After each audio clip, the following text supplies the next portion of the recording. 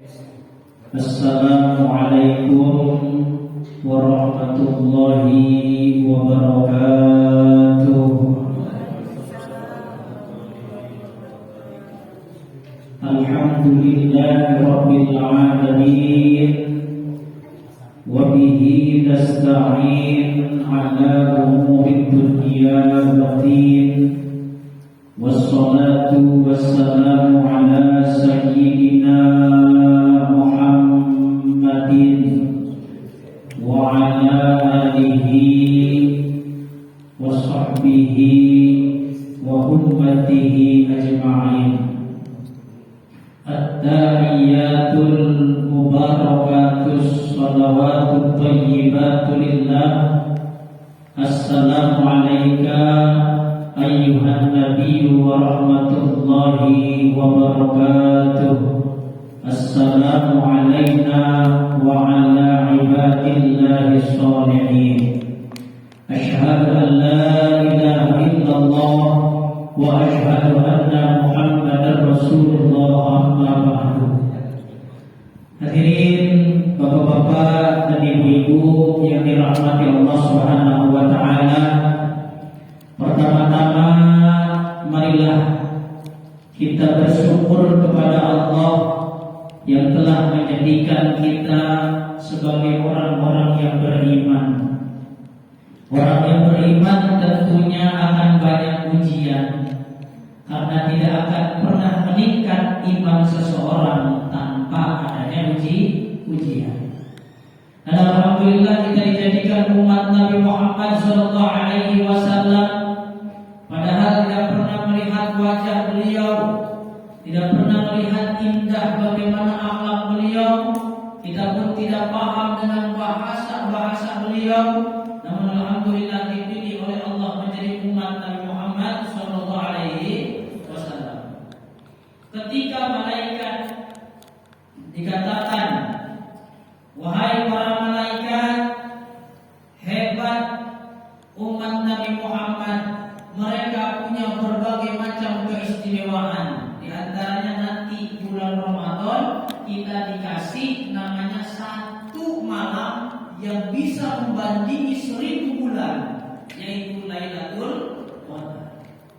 Itu atas dasar apa? Atas dasar Nabi Muhammad itu mengadu kepada Allah, ya Allah, umat saya umurnya pendek-pendek, mentok-mentok 100. Ada nggak? Masih ada nggak? Jarang ya, Pak.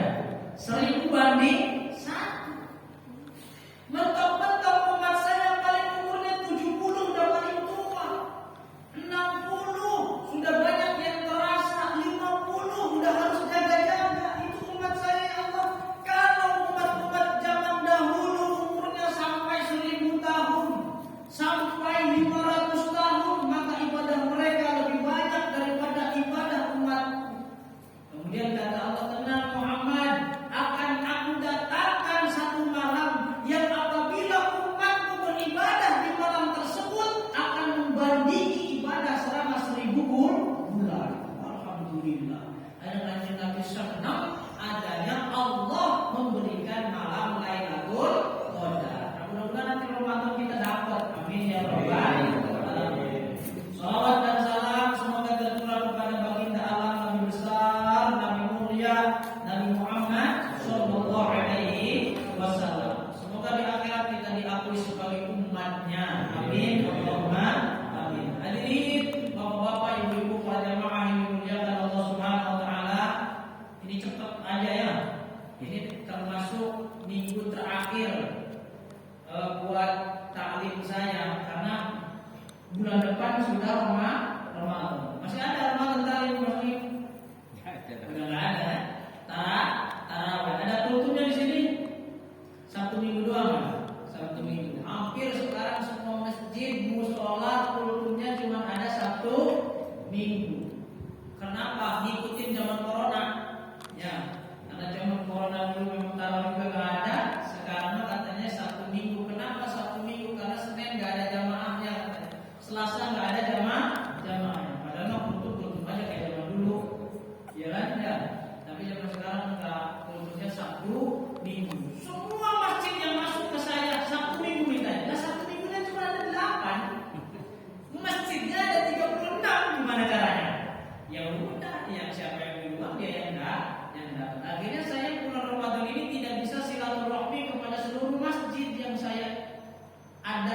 taklim di situ.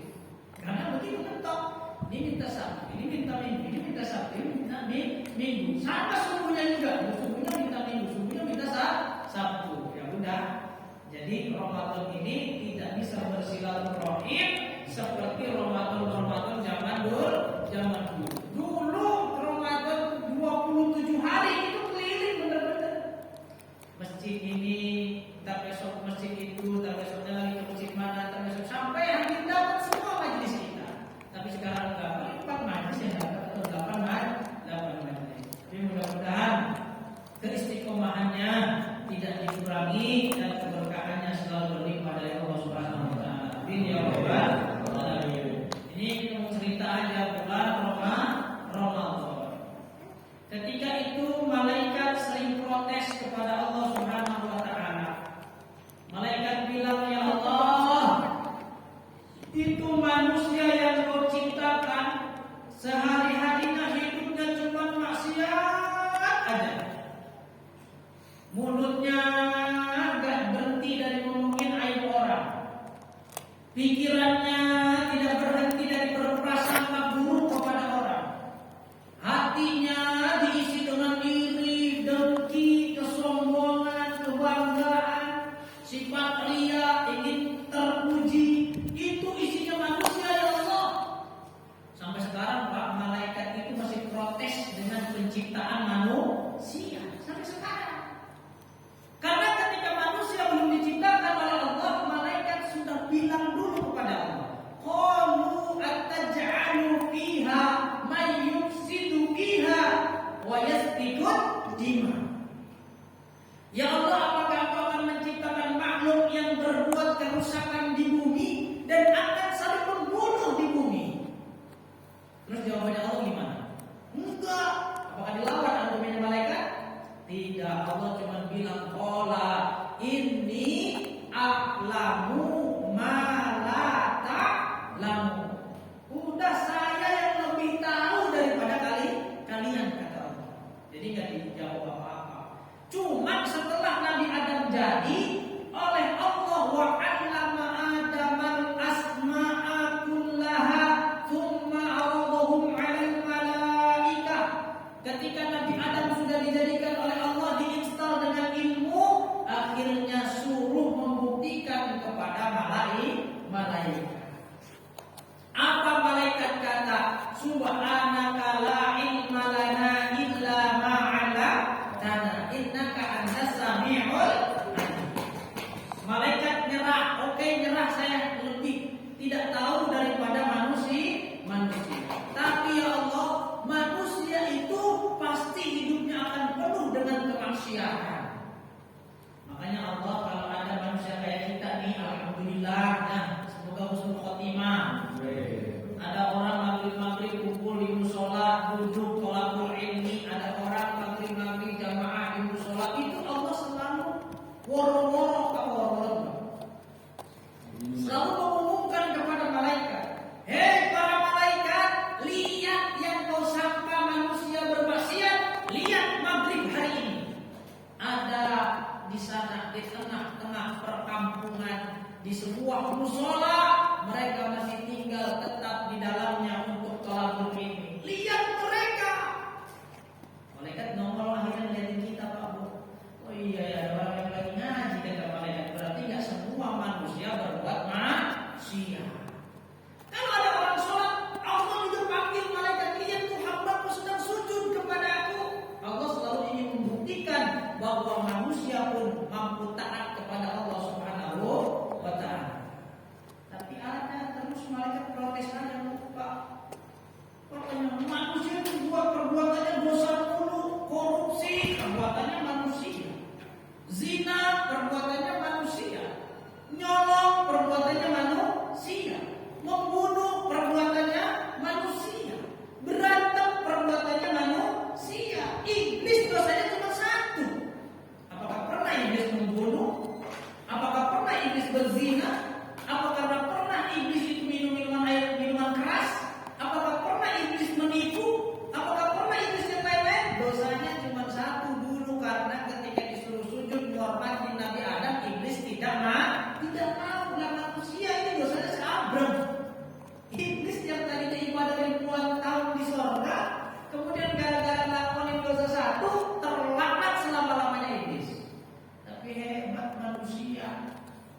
ya diberikan ibadah, kemudian ada potensi maksiat, tapi diberikan jalan bagaimana cara bertaubat. Apakah iblis pernah bertobat, Bu? Pernah nggak iblis kepikiran mau taubat? Hah? Ya Allah, saya pengen tobat, kata iblis. Pernah nggak? Kayaknya pernah cerita saya di sini deh. Hah? Iblis pada zaman Nabi Musa alaihi salam pernah pengen tobat, bilang ke Nabi Musa, ya Musa, saya pengen tobat, sampaikan keinginan saya kepada Allah Subhanahu wa Ta'ala. Begitu Nabi Musa ngobrol dengan Allah, Nabi Musa menyampaikan, ya Allah, iblis pengen tobat. Kata Allah, saya terima tobatnya iblis, tapi sampaikan Musa kepadanya ada satu syarat yang harus dia lakukan. Apa itu ya Allah syaratnya?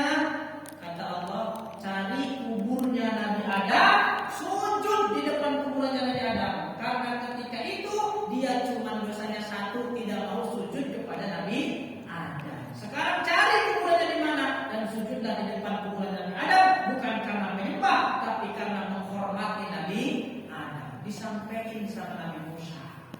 Iblis, ya Musa, itu tobatmu diterima oleh Allah Subhanahu wa Ta'ala. Girang iblis, Pak.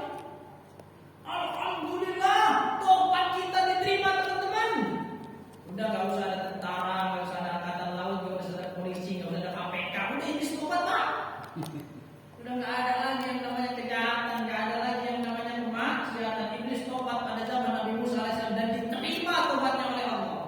Tapi kata Nabi Musa, iblis, tapi ada satu syarat, kata Allah. Apa Musa syaratnya?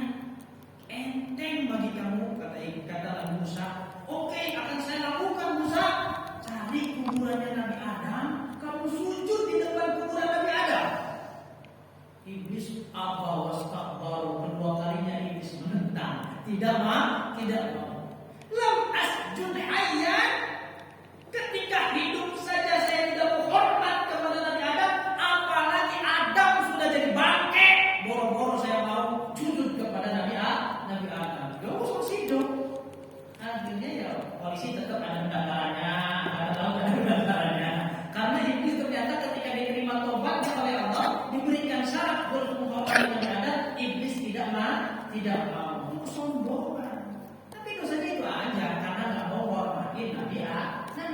Nah kita banyak dosanya. Makanya malaikat protes dulu, itu manusia masih yang baik. Ada hiburan lupa dengan ibadah, kaya lupa dengan Allah, miskin pun sibuk dengan kemiskinan sampai lupa sujud dengan Allah. Protes malaikat tiap hari. Akhirnya kata Allah, para malaikat, seandainya aku berikan nafsu kepada kalian, kalian pun akan berlaku sama seperti manusia. Kenapa engkau bisa taat sami'na wa ata'na dengan begitu full iman kalian? Tidak nambah, tidak turun, itu namanya iman malaikat. La yazidu wa la yanqusu, tingkatan iman para malaikat. Ada iman la yanqusu wa yazidu, tidak pernah berkurang tapi bertambah terus. Imannya siapa itu? Imannya enggak pernah berkurang tapi tiap hari nambah keyakinan kepada Allah. Imannya siapa? Tadi kan imannya malaikat tidak bertambah, tidak berkurang, stabil imannya malaikat. Ada di bagian makhluk Allah, imannya tidak pernah berkurang, tapi justru tiap hari tambah. Imannya siapa? Para nabi dan rasul. Para nabi imannya tidak pernah berkurang secuil pun, bahkan setiap hari imannya bertambah, setiap detik imannya bertambah, terus naik imannya. Itu imannya para nabi dan para rasul. Ada imannya yazidu wa yanqusu, kadang nambah, kadang kurang. Iman siapa? Ya? Iman kita. Nabi juga manusia. Imannya kita kadang nambah, kadang kurang. Malas ngaji, lagi kurang nih iman. Ngaji maghrib jam 4 aja udah datang. Lagi keren tuh imannya. Kalau pegang datang tiap malam, lagi nambah iman. Malas saya.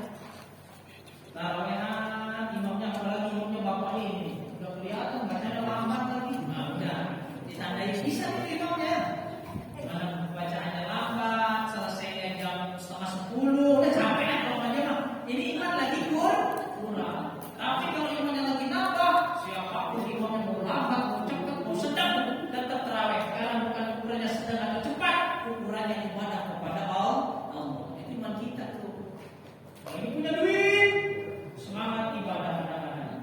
Lagi nggak punya duit, ngambek. Atau sebaliknya, nggak punya duit, ibadah, gercep. Tapi kalau lagi punya duit, boro-boro ibadah. Itu iman kita. Nah, kemudian kata Allah, kalau engkau malaikat, protes dulu si malaikat, akhirnya dikasih nafsu akhirnya. Kata Allah, siapa yang bersedia di antara malaikat yang saya kasih nafsu seperti manusia, dan dia bisa tidak bermaksiat seperti malaikat-malaikat yang lain. Ini akhirnya ini isanya berapa ini? Saya sebelum bisa keluar.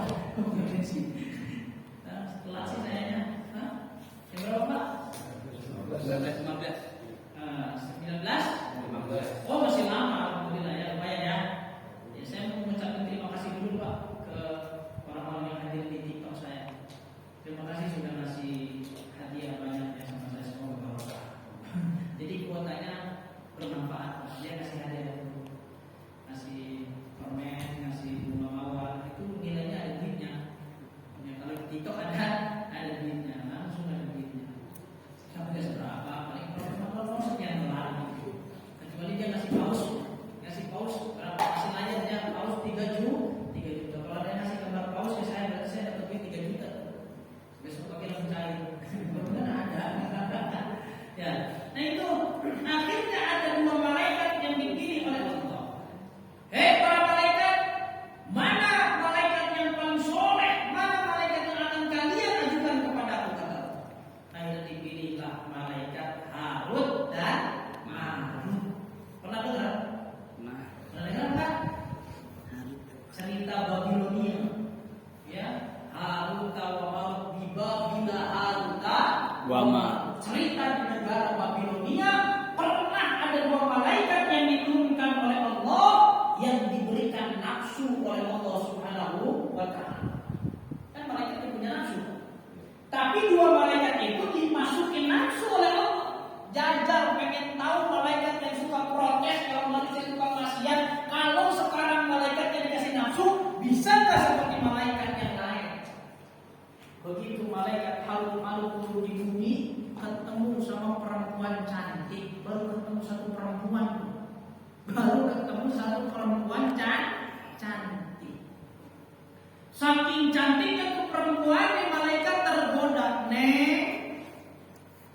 Cantik bener ya? Iya bang, kenapa bang? Mau gak sama saya? Kata malaikatnya. Enggak bang.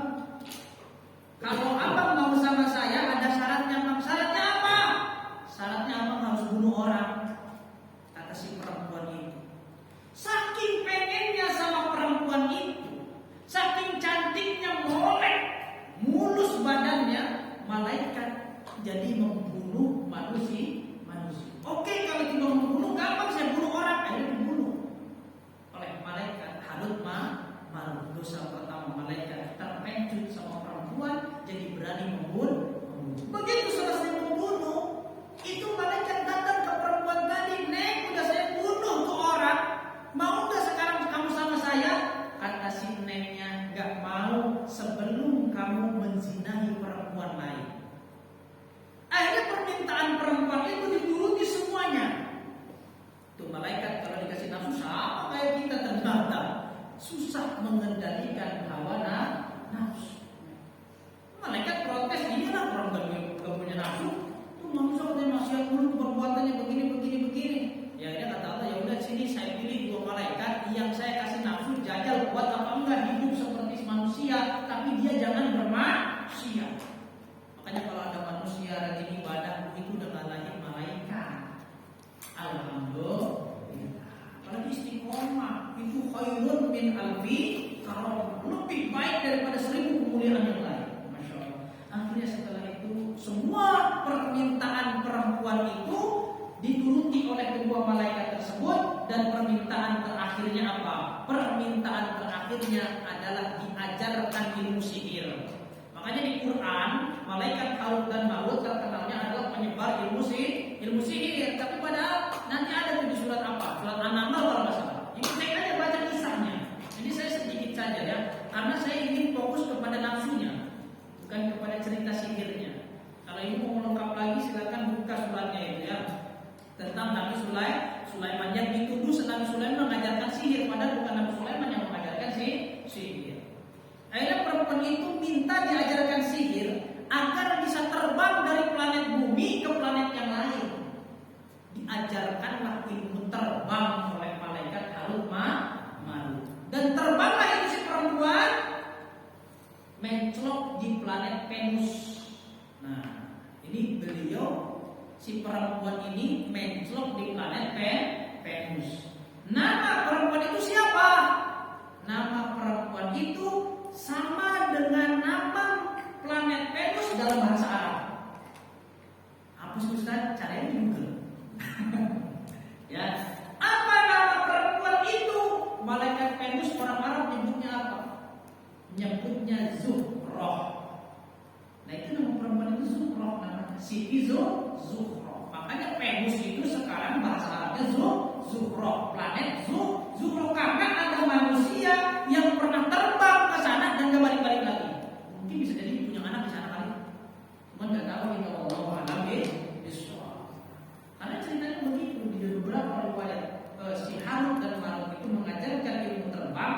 Akhirnya si perempuan itu terbang ke planet Venus, gak balik-balik lagi ke bumi. Akhirnya karena malaikat itu berbuat maksiat, membunuh, kemudian mencuri, menzinahi, kemudian mengajarkan ilmu sihir kepada manusia.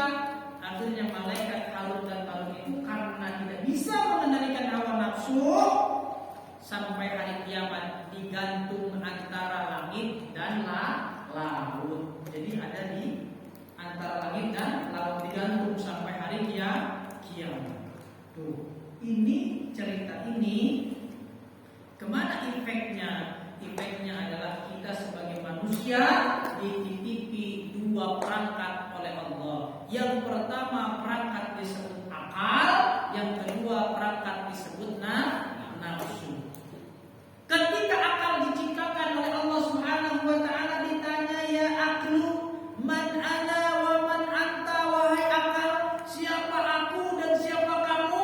Akal jawab, ana abduka wa anta rabbi. Aku adalah hambamu dan engkau adalah Tuhanku. Kata siapa?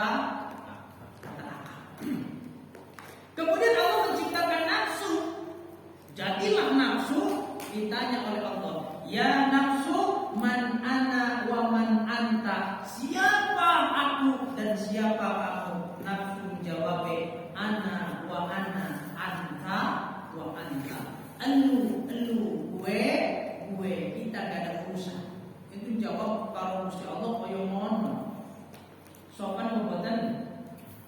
Tidak sopan. Ente saya kata nafsu. Akhirnya oleh Allah diperintahkan malaikat, wahai malaikat, bakar nafsu selama 70.000 tahun. Dibakar nafsu secara 70.000 tahun, diangkat lagi oleh malaikat, ditanya kembali oleh Allah, ya nafsu man ana wa man anta, wahai nafsu siapa aku dan siapa kamu? Kata nafsu ana wa ana anta wa anta. Masih tetap jawabnya, lu gue, padahal sudah dicemplungin ke dalam api selama 70.000 tahun. Cemplungin ke dalam es, rendam di dalam air yang paling dingin supaya beku biar dia tahu rasa. 70.000 tahun juga. Akhirnya diangkat oleh malaikat setelah 70.000 tahun. Nafsu ditanya lagi, ya nafsu man ana wa man anta, siapa kamu dan siapa aku? Nafsu masih jawab, ana wa ana anta wa anta, lu gue. Itu nafsu tuh sombong banget sama Allah. Susah diatur. Namanya nafsu susah diatur. Akhirnya kata Allah, malaikat, jangan kasih makan, jangan kasih minum, jangan kasih rezeki. Akhirnya lambat laun nafsu mulai lemah karena nggak makan dan minum. Kakinya mulai gontai, jatuh, kepalanya tersungkur, lemas, nafsu tidak bisa ngapain. Akhirnya ditanya lagi oleh Allah, ya nafsu man ana wa man anta, siapa aku dan siapa kamu? Baru nafsu setelah lemas begitu, ana abduka wa anta rabbi, ya Allah, aku adalah hamba engkau dan engkau adalah Tuhanku. Jadi nafsu kalah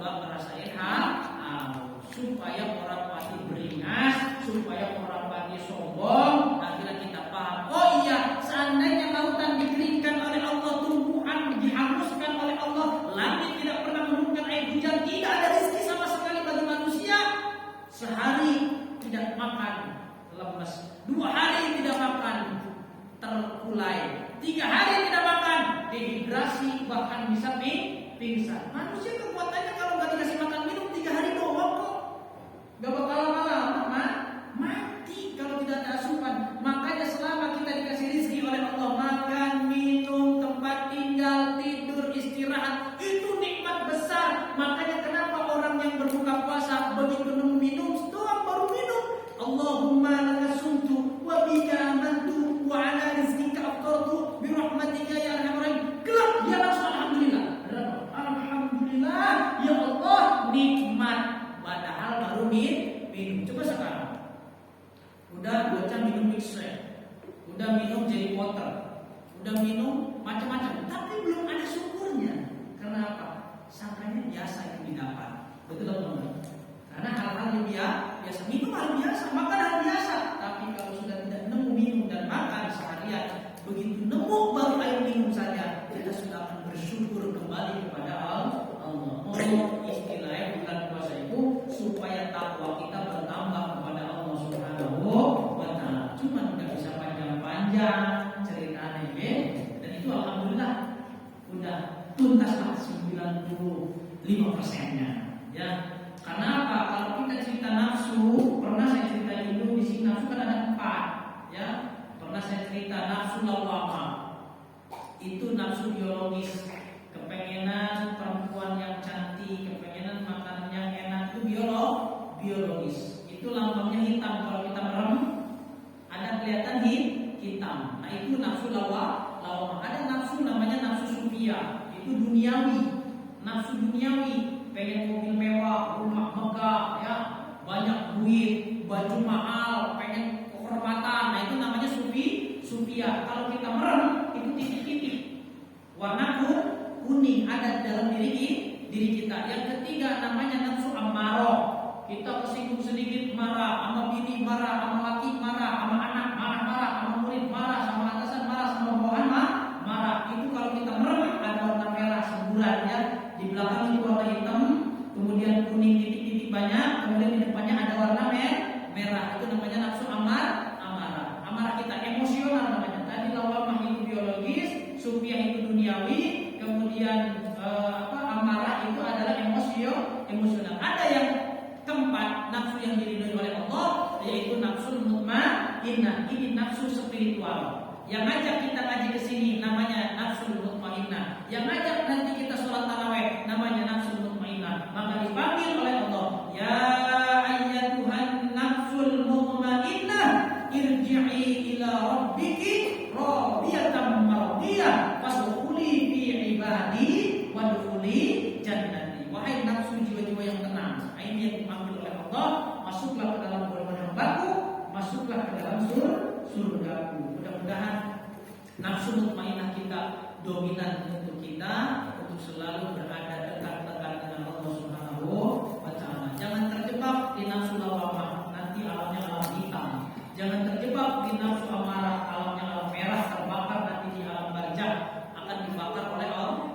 Jangan terjebak di alam nafsu kuning, nafsu sufia duniawi, nanti kita di alam kuburnya diberikan kesulitan oleh Allah Subhanahu wa Ta'ala. Maka pakailah nafsu mutmainnah. Segala keinginan kita arahkan libtigha'i mardatillah, hanya semata-mata ingin mencapai ridhonya Allah Subhanahu wa Ta'ala. Amin ya rabbal alamin. Mungkin itu saja yang dapat saya sampaikan. Ini menjelang Ramadan, saya mohon maaf lahir dan batin apabila selama mengaku materi di majelis ini banyak kesalahan, keteledoran, kesalahan materi ataupun keterangan, itu karena kebodohan saya, dan apabila ada kebenaran itu datang dari Allah Subhanahu wa Ta'ala. Terima kasih juga kepada jamaah TikTok Asep SP85 yang sudah kasih banyak hadiah. Semoga kuotanya tidak sia-sia dan diberikan keberkahan dari Allah Subhanahu wa Ta'ala. Itu saja.